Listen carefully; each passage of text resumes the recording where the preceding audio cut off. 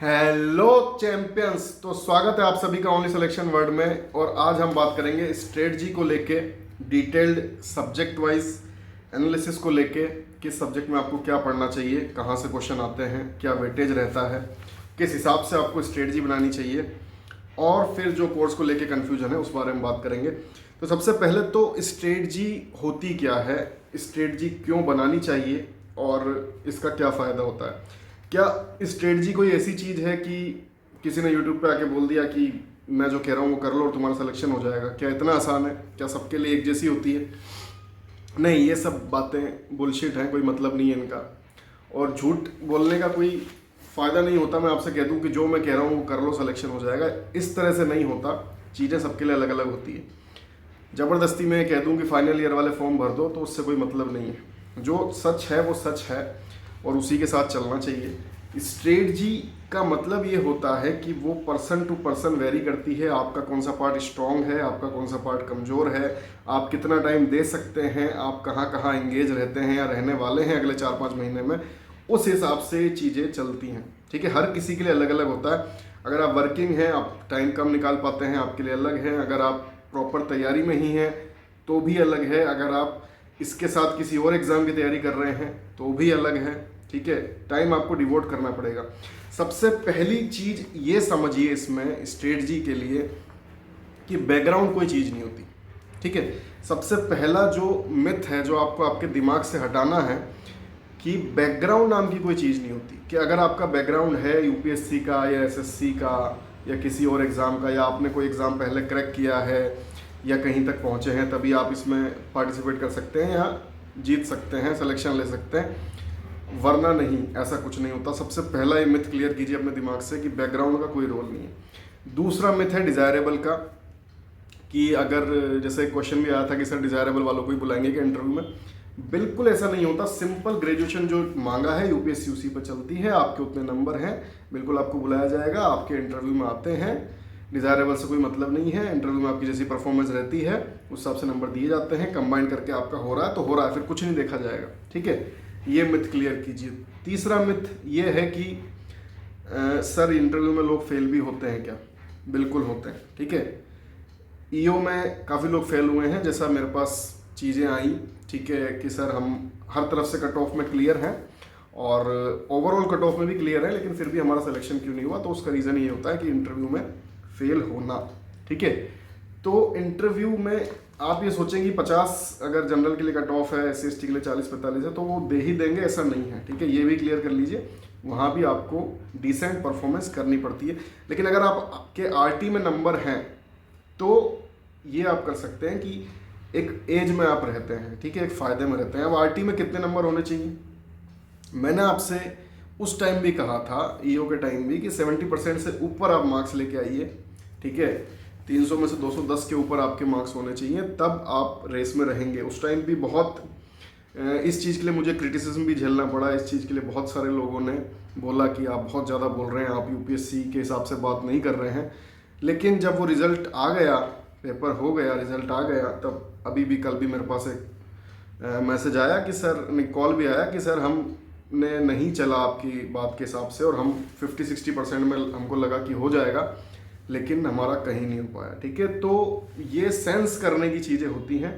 आपको सेंस नहीं हो पा रहा है, कोई बोल रहा है उसको सुन लो, और अगर फिर भी नहीं सुन रहे हैं तो फिर वही दिक्कत होती है। जैसे पिछली बार कई लोगों को हुई, मैं चिल्ला चिल्ला के, फिर उस बच्चे ने कल यही बोला कि सर आप चिल्ला चिल्ला के हर वीडियो में कहते रहे कि 70% लाना है, लेकिन फिर भी हमें समझ नहीं आया। हमें लगा कि 50-60% इज़ ओके फॉर यूपीएससी और यहाँ से हो जाएगा, लेकिन हमारा नाम इंटरव्यू तक में भी नहीं था। ठीक है, तो ये चीज़ें कुछ आपको समझने की होती हैं स्ट्रेटजी से पहले कि कितने नंबर लाने चाहिए। ठीक है, RT में जो कंपटीशन EO के टाइम था, पैटर्न चेंज हुआ था, 75-25 हुआ था। APFC में वही पैटर्न है। ठीक है, अब जो EO आएगा उसमें भी वही पैटर्न रहेगा। 75-25 पैटर्न का मतलब आप ये समझिए कि आपको काफ़ी ज़्यादा नंबर लाने हैं। ठीक है, और ये इसका नुकसान है, और फ़ायदा ये है कि आप RT से सिक्योर कर सकते हो आपका सिलेक्शन। सबसे बड़ा फ़ायदा है अगर RT में आपका हो गया, अच्छे मार्क्स आपके आ रहे हैं। जैसे विष्णु, एक इंटरव्यू भी विष्णु करके पढ़ा है और उसका आफ्टर इंटरव्यू भी है, पहले प्रीवियस इंटरव्यू भी है, सिलेक्शन के बाद में, सिलेक्शन के पहले, दोनों इंटरव्यू चैनल पे अवेलेबल हैं, आप देखना। रैंक 10 है उसकी ऑल इंडिया। उसके पहले ही 220 मार्क्स थे, ठीक है, आरटी में। तो हमने उसको पहले कह दिया था कि आपको तो मस्त आराम से जाना है, बैठना, डिसेंट बात करनी है। काफ़ी जगह पे उसने मना भी किया था, 9 में से 6 क्वेश्चंस पे उसने मुझे बताया कि उसने मना किया था, सॉरी बोला था, लेकिन फिर भी उसकी ऑल इंडिया 10 है। तो क्यों ऐसा होता है? आरटी में आपके मार्क्स होने चाहिए, फिर वहाँ भी आपको उसी हिसाब से जज किया जाता है, ठीक है।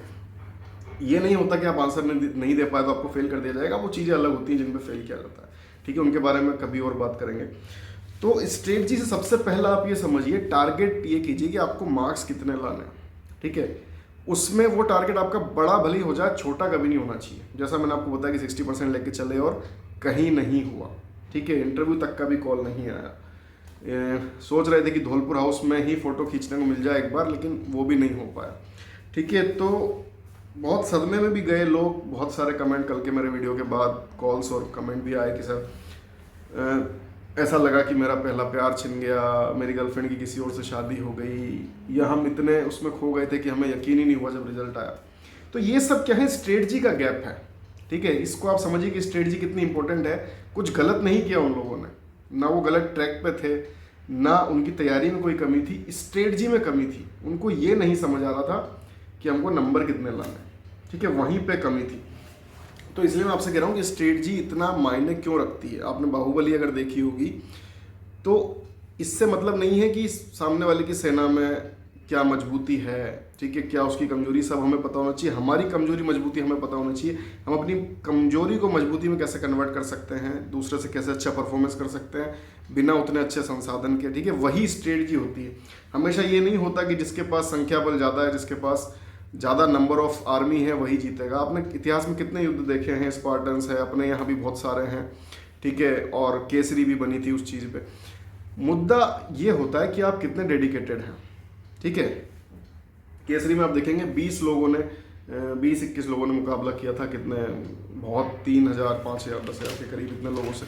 तो ये क्या है? स्ट्रेटजी है कि आपको कैसे लड़ना है, वो मायने रखता है। आपकी स्ट्रेटजी में कमी है तो आप सब कुछ करके भी हार जाएंगे, जो मैंने आपको बताई कहानी, और उसमें फिर आपको समझ में भी नहीं आएगा कि आपने किया क्या। तो स्ट्रेटजी इतनी इंपॉर्टेंट होती है, सबसे पहले मैं आपको समझाना चाहता हूँ। और ये कुछ ऐसा नहीं होता कि किसी ने कह दिया कि मैं जो बोल रहा हूँ या मैं जो टाइम टेबल बोल रहा हूँ फॉलो कर लो तभी होगा, नहीं तो नहीं होगा, ऐसा कुछ नहीं होता। बैकग्राउंड अपने माइंड से हटा दीजिए, डिजायरेबल अपने माइंड से हटा दीजिए, इंटरव्यू में फेल नहीं होंगे अपने माइंड से हटा दीजिए, आरटी में कितने नंबर लाने हैं ये अपने माइंड में रखिए। एटलीस्ट 70% आपको लेके आने हैं, ठीक है। फिर से आप लोगों को लग सकता है कि मैं ज़्यादा बोल रहा हूँ, लेकिन जब चीज़ें चलेंगी जिस तरीके से, फिर आप देखिएगा कि क्या क्या होता है। मैं आपको इस बार बहुत पहले से बोल रहा हूँ, उस टाइम पे मैं लेट था इसलिए लोग नहीं समझ पा रहे थे। अभी मैं शुरू से आपको बोल रहा हूँ, 70% का माइंडसेट आपको रखना ही है, पेपर कैसा भी आए, ठीक है। यूपीएससी भी अपने हिसाब से बनाएगा, कम करने की कोशिश करेगा कट ऑफ को, लेकिन कंपटीशन इतना ज़्यादा है कि 70% आपको लेके ही चलना है, इससे ऊपर ही, ठीक है, इससे नीचे आपके नंबर नहीं होने चाहिए, पहली बात। दूसरी बात, अब हम सब्जेक्ट पे आते हैं। तो सबसे पहले आप उन सब्जेक्ट को फिलहाल के लिए हटा दीजिए, फिलहाल के लिए बोल रहा हूँ, पढ़ने तो हैं लेकिन फिलहाल के लिए हटा दीजिए जो ऐसे सब्जेक्ट हैं जिनसे ज़रूरी नहीं है, गारंटी नहीं है क्वेश्चन आएगा कि नहीं आएगा, ठीक है। ऐसे सब्जेक्ट हैं popularity, development, globalisation, accounting, auditing, insurance और ज्योग्राफी, ठीक है। ये सब बात मैं कर रहा हूँ रिगार्डिंग एपीएफसी, ठीक है। ईओ के लिए अलग वीडियो रहेगा, ईओ की बात हम उसमें करेंगे। ये मैं कर रहा हूँ regarding only and only APFC, ठीक है। ये एपीएफसी के लिए वीडियो है। ईओ और एपीएफसी का एकदम सेम सिलेबस है, कॉम्बो पैक ले लो, दोनों में हो जाएगा, मत समझिएगा, ठीक है। अलग चीज़ें हैं, अलग तैयारी होगी, बहुत कुछ सेम है लेकिन बहुत कुछ अलग भी है, ठीक है। तो मैं आपसे क्या बोल रहा हूँ, अभी के लिए आप क्या क्या छोड़ सकते हैं? Geography, insurance, accounting, auditing, population, development, globalisation, computer, ठीक है। ये चीज़ें अभी आप छोड़ सकते हैं, मतलब इनको एकदम साइड में रख दीजिए, इन पे ध्यान मत लगाइए, ठीक है। और टेलीग्राम ग्रुप का जो लिंक है वो रहता ही है डिस्क्रिप्शन में और कमेंट बॉक्स में, लेकिन नंबर भी आप नोट कर लीजिए। डायरेक्ट भी अगर आप चाहें तो डायरेक्ट कांटेक्ट कर सकते हैं टेलीग्राम के थ्रू। नंबर है 8690882572, ठीक है, 8690882572। ये डायरेक्ट नंबर है, आप किसी भी क्वेरी के लिए मुझसे बात कर सकते हैं, ठीक है। बाकी टेलीग्राम ग्रुप में अगर आप जुड़े हुए हैं तो वहाँ से तो कर ही सकते हैं, ठीक है। तो ये बात हो गई। अभी के लिए हम करंट सिचुएशन बता रहा हूँ, आप किन किन सब्जेक्ट को साइड रख सकते हैं, ठीक है। उसके बाद हम ग्रुपिंग कर सकते हैं, ठीक है। तो ग्रुपिंग में देखिए industrial relation, labour laws, new codes, social security, ये सब एक जैसी चीज़ें हैं। अब कंफ्यूजन ये आता है कि लेबर लॉ पढ़ना है कि न्यू कोड पढ़ने हैं, पुराने लॉज पढ़ने हैं या नए कोड पढ़ने हैं। देखिए नए कोड अभी फाइनलाइज नहीं है, ठीक है, इसीलिए ईओ में उनसे कोई क्वेश्चन नहीं आया और उनका जो स्टेटस तब था वही स्टेटस आज है। जब तक संसद से पारित नहीं हो जाते हैं, राष्ट्रपति के साइन होके एक्ट नहीं बन जाते हैं, कानून नहीं बन जाते हैं, तब तक बहुत कम चांसेस हैं कि इनसे यूपीएससी क्वेश्चन पूछे। अगर पूछेगा भी तो डिफरेंस पे ही सिर्फ पूछ सकता है। वो एक वीडियो मेरी पड़ी हुई है, उसको आप देख लेना। मतलब डिफरेंस के अलावा अभी बात नहीं की जा सकती। फिलहाल की सिचुएशन में आपके एग्जाम तक अगर हो जाते हैं पारित बीच में तो ही उस पर क्वेश्चन बनने की संभावना है, वरना उससे पूछे जाने की संभावना नहीं है। तो अभी न्यू कोड्स भी आप उस कैटेगरी में रख सकते हैं जहां से आपको नहीं पढ़ना है, ठीक है। इंडस्ट्रियल रिलेशन, लेबर लॉज की बात करते हैं तो लेबर लॉज जो 44 जो सब्स्यूम हो रहे हैं इंडस्ट्रियल इसमें न्यू कोड्स में, ठीक है, उसमें से जो इंपॉर्टेंट है, ठीक है, अगर आप बोलेंगे मैं कैटेगरी वाइज आपको बता दूंगा, उसमें से जो इंपॉर्टेंट है वही आपको ढंग से करने, वो करने लेकिन ढंग से करने। एपीएफसी में ध्यान रखिएगा ऊपर से क्वेश्चन नहीं आएगा, डीप क्वेश्चन आता है, ठीक है। लेबर लॉज से डीप क्वेश्चन आएगा, इंडस्ट्रियल रिलेशन, सोशल सिक्योरिटी, इनसे डीप क्वेश्चन आएगा। तो इनमें आपको डीप पढ़ना 10 से 12 क्वेश्चन रहेंगे यहाँ से टोटल मिला के, ठीक है। आपने मुझसे बोला है कि मैं अलग अलग सब्जेक्ट्स के हिसाब से भी रखूं मेरे कोर्स में, तो वही मेरी प्लानिंग है सारी। और मैं इतना ब्लेस्ड हूँ, इतना शुक्रगुजार हूँ आप लोगों का कि सब आप ही मुझे बता देते हो क्या फीस रखनी है, कौन कौन से कैटेगरी वाइज करना है। तो जो मेरे पास सजेशन है उसी हिसाब से मैं बता रहा हूँ कि एक ईपीएफओ स्पेशल अलग रहेगा, ठीक है, और एक ईपीएफओ स्पेशल में ये तो आएंगे industrial relation, labour laws, new codes, social security, और इसके साथ ईपीएफओ स्पेशल में आएगा अकाउंटिंग, ऑडिटिंग, इंश्योरेंस, ठीक है। ये अलग रहे, मतलब ये सेपरेट बैच होगा ईपीएफओ स्पेशल जो ओनली स्पेशल लेना चाहता है, ठीक है। दूसरी चीज हो गई जीएस की। सेकंड आप जो ग्रुपिंग कर सकते हो वो है जीएस। जीएस में आता है हिस्ट्री, पॉलिटी, ज्योग्राफी, इकोनॉमी, ठीक है, ये चारों। तो ये पोर्शन यूपीएससी वालों के स्ट्रॉन्ग होंगे, शायद उन्हें ज़रूरत नहीं हो, लेकिन जो यूपीएससी के नहीं है, सिविल सर्विसेज की तैयारी नहीं कर रहे हैं या स्टेट पीसीएस की, उन्हें ज़रूरत हो सकती है, जो एसएससी से रिलेटेड आएंगे या बैंक से, तो उनके लिए जीएस का पैकेज अलग रहेगा, ठीक है। तीसरा जो पैकेज है आपका वो रहेगा जिसमें आपका इंग्लिश और मैथ्स रहेगा, ठीक है। इंग्लिश और मैथ्स भी मिला के 40 क्वेश्चन कवर कर रहे हैं, लगभग 33.33%, एक तिहाई भाग कवर कर रहे हैं। तो वो एक पोर्शन अलग रहेगा, उसकी ज़रूरत शायद यूपीएससी वालों को हो सकती है। ईपीएफओ स्पेशल की ज़रूरत सभी को होगी, ठीक है। और चौथा जो टाइप बच जाता है वो है करंट अफेयर्स और कंप्यूटर। मतलब कंप्यूटर को आप साइड भी रख दीजिए तो करंट अफेयर्स का एक अलग से टाइप बच जाता है। फिर किसी की ओनली मैथ्स में दिक्कत है, ओनली मैथ्स का भी ले सकता है, तो सब्जेक्ट स्पेसिफिक भी हम जा सकते हैं। अभी तो ये 3 पोर्शन जो मुझे बताए गए, जो मुझे सबसे अच्छा सजेशन लगा कि एक जीएस अलग, एक ईपीएफओ स्पेशल अलग, और एक इंग्लिश मैथ्स अलग, और एक टेस्ट सीरीज अलग, ठीक है। ये 4 पोर्शन बिल्कुल अलग अलग रहेंगे। इनके इनके चारों के कॉम्बो का जो प्राइस होगा वो 999, पहले 500 स्टूडेंट्स के लिए, जैसा मैंने बोला था कि यहाँ ट्रस्ट का गेम है सारा। अभी जो सबसे पहली स्लैब मैंने सोची है वो 999 है, जिसमें चारों का कॉम्बो है, मतलब सब कुछ है उनके पास, टेस्ट सीरीज और ये सब अलग अलग चीज़ें, मतलब पूरा जो कंबाइंड कोर्स है वो, ठीक है, वो 999 है। तो उससे तो नीचे ही रहेंगे स्पेशल वाले, इसमें तो कोई डाउट नहीं है, लेकिन सब स्लैब वाइज चलेंगे। पहली स्लैब जब खत्म हो जाएगी, मतलब जिसको सबसे ज़्यादा ट्रस्ट है, ट्रस्ट का गेम है सारा, आप सबसे पहले आ जाते हो, पूरा ट्रस्ट है, बहुत ही कम में आपको मिलेगा, फिर आप घूमते हुए 500 के बाद आओगे, 1000 के बाद आओगे, उस तरीके से स्लैब बढ़ती जाएगी। अभी सिर्फ मैं फर्स्ट स्लैब बता रहा हूँ, और फर्स्ट स्लैब में इनका भी कमी रहेगा, फिर जैसे जैसे बढ़ेगा आगे वैसे स्लैब्स बढ़ती जाएंगी। मतलब जितना जल्दी, सारा ट्रस्ट का गेम है, जो मैंने आपको कल ही बताया कि जो जितना तरीके से दिल से फॉलो करता है उसको उतना ही फ़ायदा मैं देना चाहता हूँ, ठीक है। तो हम स्ट्रेटजी की बात करें तो मैंने आपको ग्रुपिंग बताई, एक आप जीएस में डाल सकते हो, एक आप स्पेशल में डाल सकते हो, एक आप इंग्लिश मैथ्स में डाल सकते हो, और टेस्ट सीरीज़ को अभी अलग रखिए। तो इस ग्रुपिंग में स्ट्रेटजी वाइज देखिए कि आपका सबसे बेस्ट पार्ट कौन सा है, ठीक है, आपका इसमें सबसे बेस्ट पार्ट कौन सा है।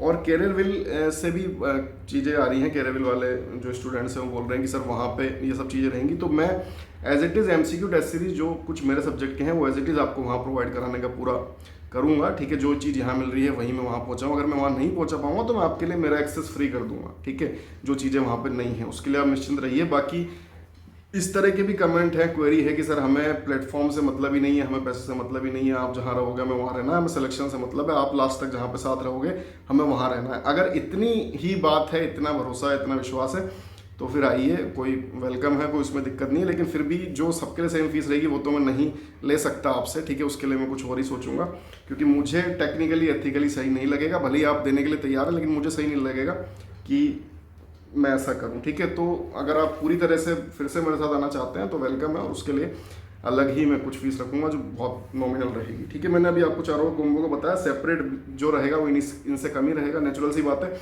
और सब्जेक्ट वाइज पे अगर हम चले जाएंगे, मैथ्स ही चाहिए ओनली इंडस्ट्रियल रिलेशन चाहिए, ओनली लेबर लॉ चाहिए, तो वो तो और ही बहुत कम हो जाएगा, ठीक है। तो एक कह सकते हैं कि मूवी टिकट के बराबर चीज़ें आ जाएंगी। और मूवी टिकट से आपकी 3 घंटे में ज़िंदगी नहीं बदलती है, 3 घंटे में आपका एक रोमांच लेके आप बाहर निकलते हो जो अगले 1 घंटे में ख़त्म हो जाता है। लेकिन इस मूवी के टिकट का ध्यान रखना, अभी आपकी ज़िंदगी बदल के छोड़ेगा, आपको कुछ अलग ही निकाल के छोड़ेगा जब आप निकलोगे, ठीक है। तो सिलेबस वाइज, स्ट्रेटजी वाइज हम बात करते हैं।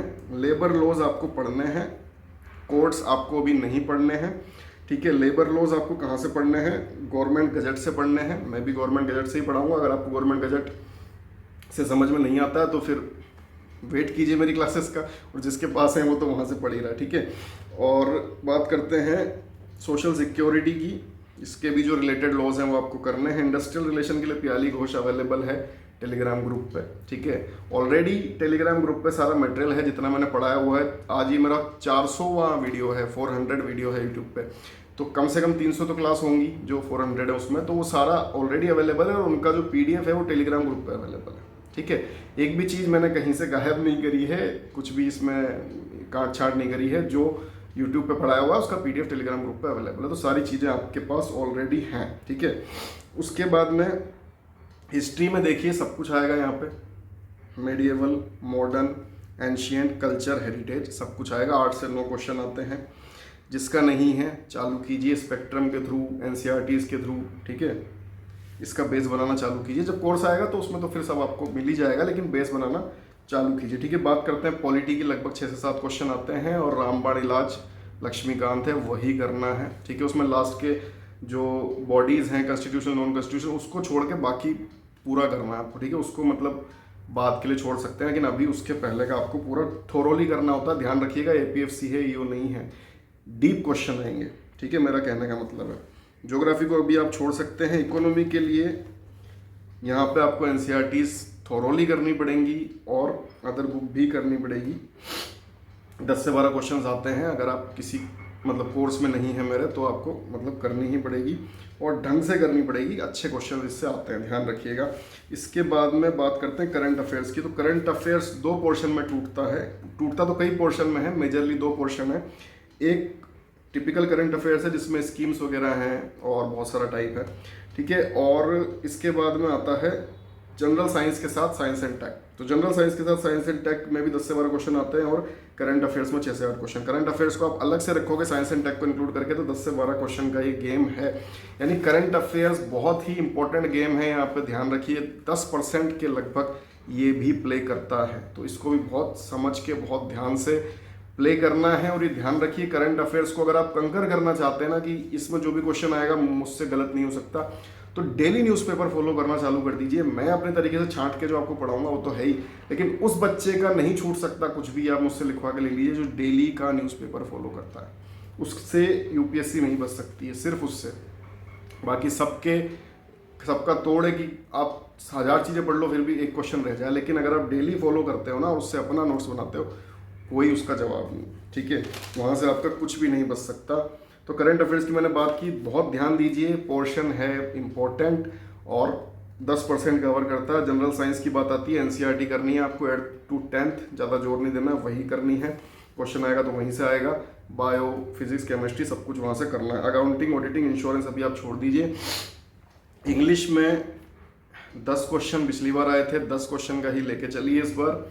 उसमें भी ग्रामर का पोर्शन कम है, वोकेब का पोर्शन ज़्यादा है, ये ऊपर नीचे भी हो सकते हैं, ठीक है। तो आप मान के चलिए कि 3 क्वेश्चन ग्रामर से, 7 क्वेश्चन वोकेब से, तो वोकेब में सब कुछ आ जाता है फिर, ठीक है। प्रोवर्ब्स हैं, आइडियम्स, फ्रेजेस हैं, सिनोनिम, एंटोनिम हैं, ठीक है, तो सब आ जाएंगे। और ग्रामर का पोर्शन भी लेके चलना है। इंग्लिश के लिए बेस्ट सोर्स कौन सा होता है? एसपी बख्शी, ठीक है। उसके PYQs, उसकी थ्योरी, सब कुछ आपको करना होता है। इसके बाद हम बात करें पॉपुलेशन डेवलपमेंट, ग्लोबलाइजेशन में बोल ही रहा हूँ, अभी आप छोड़ सकते हैं। इसके बाद में मैथमेटिक्स, रीजनिंग और स्टेटिस्टिक्स। रीजनिंग फिर से वही पोर्शन है जो आएगा नहीं आएगा कोई गारंटी नहीं है, अभी आप उसको छोड़ के चल सकते हैं। स्टेटिस्टिक्स भी वैसा ही है, अभी आप कर सकते हैं, बेस अपना बना सकते हैं, बाकी छोड़ सकते हैं। मैन आपको अभी जो फोकस करना है वो मैथमेटिक्स पे करना है, ठीक है। और इसमें प्रोबेबिलिटी आती है, ठीक है। इसमें अच्छे खासे आपके मेंसुरेशन के question, probability question, number system के बहुत अच्छे क्वेश्चन, ठीक है। अरिथमेटिक के बहुत अच्छे क्वेश्चन आते हैं, घुमा के आपको रख देंगे।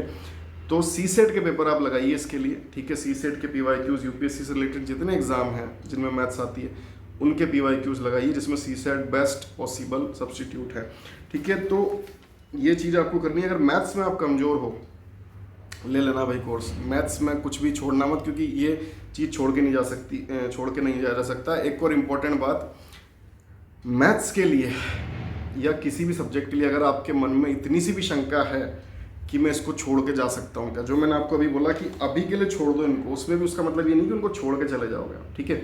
अगर इतनी सी भी शंका है कि मैं छोड़ के चला जाऊँगा इसको, तो इसको निकाल देना अपने दिमाग से, ठीक है। क्योंकि छोड़ के जाने का मतलब है आप सिलेक्शन छोड़ के जा रहे हो, वहाँ पे आपको पता नहीं है कौन सी चीज़ कहाँ से आएगी। जैसे जो मैं बात करता रहता हूँ उसी हिसाब से बता रहा हूँ कि जो लोगों ने सोचा था कि ऐसा हो जाएगा वैसा हो जाएगा, और उसी पोर्शन से अच्छे क्वेश्चन, सिंपल क्वेश्चन आ गए जो उन्होंने नहीं पढ़ा था। तो वहाँ पे जाके क्या होगा आप नहीं कह सकते, इसलिए पढ़ना पूरा है, ठीक है। और मेरा कोर्स जो आएगा वो मेरी ऐप पे आएगा, ओनली सिलेक्शन वर्ड की ऐप पे आएगा, ठीक है, जो अभी अंडर प्रोसेस है, इसलिए अभी आपको नहीं दिख रहा है, कैरियर पे नहीं आएगा, वो मेरी ही ऐप पे आएगा, ठीक है। तो जब वो आ जाएगा उसका लिंक मैं आपको शेयर कर दूंगा नोटिफिकेशन के बाद में, ठीक है। तो पैनिक नहीं होना है, वो मेरी ऐप पे आएगा, ये आपको ध्यान रखना है। और बाइफर्केशन जो रहेगा सब्जेक्ट वाइज मैंने आपको बता दिया, और भी अगर आप इसमें कुछ चाहते हैं तो आपके हिसाब से ही चीज़ें चलेंगी। अभी तक भी जब से ये चैनल है आप लोगों ने जैसा कहा है वैसे ही चल रहा है, आगे भी वैसे ही चलेगा, ठीक है। बाकी पूरी कोशिश मेरी रहेगी कि किसी में कोई फ़र्क ना रहे और सबको बेस्ट मैं दे पाऊँ। उसका रीज़न भी यही है, मतलब अलग से करने का, कि ऑटोनॉमी मेरे पास रहे पूरी, और फिर आप लोगों का इतना सपोर्ट है कि सर आपके साथ ही रहना, तो वो और भी कॉन्फिडेंस दे देता है। तो भले ही आज कुछ भी ना हो मेरे पास, कुछ किसी चीज़ के पैसे ना हो, लेकिन मुझे लगता है कि मैंने आप लोगों के कमेंट्स देख के बहुत कुछ कमाया है, ठीक है। मुझे बहुत खुशी होती है, मेरे लिए उतना बहुत है। आगे भी मैं वही प्रयास करूँगा कि बेस्ट से बेस्ट आपके लिए कर पाऊँ, ठीक है। इसीलिए सब कुछ मैं नॉमिनल रखना चाहता हूँ कि बहुत ही आराम से आप कर पाएँ। फिर भी आपको दिक्कत है उस बारे में भी बात करेंगे हम, ठीक है।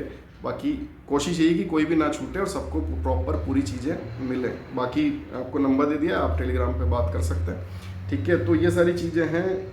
और अगर आपको कुछ भी लगता है सिलेबस वाइज या स्ट्रेटजी वाइज, पूछिए, सबका अलग अलग रहेगा, एक नहीं हो सकता कभी भी, ठीक है। कितने घंटे पढ़ना है, क्या करना है, सुबह क्या पढ़ना है, शाम को पढ़ना है, ये सब बकवास बातें हैं, ठीक है। सब आप पे डिपेंड करता है। आप सब्जेक्ट वाइज ग्रुपिंग करके देखिए आप कहाँ स्ट्रॉन्ग है, कहाँ कमजोर है, किसको कितना टाइम आपके हिसाब से चाहिए, और उस हिसाब से काम कीजिए, किसी के हिसाब से नहीं, ठीक है। आपको कितना टाइम मिलता है और आप कितने टाइम में कर सकते हो।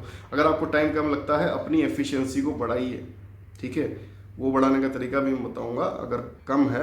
लेकिन अगर आपकी एफिशिएंसी कम है, आपको ऐसा लगता है, तो अपनी एफिशिएंसी को बढ़ाइए, अपनी मेमोरी पावर को बढ़ाइए, अपने दिमाग से खेलिए, अपने दिमाग को ज़्यादा टारगेट दीजिए, उससे ज़्यादा काम करवाइए। लेकिन एफिशिएंसी को बढ़ा के कोर्स कंप्लीट करना, ये नहीं कि मैं कम पढ़ लूँ क्योंकि दिमाग कम एफिशिएंट है, कम चल रहा है। दिमाग को बढ़ाइए, कोर्स को पूरा कीजिए, ठीक है। कभी भी पीछे नहीं हटना है, मार्क्स आपको लेके ही आने हैं, तभी आगे का गेम खुलेगा, नहीं तो सब बेकार है, ठीक है।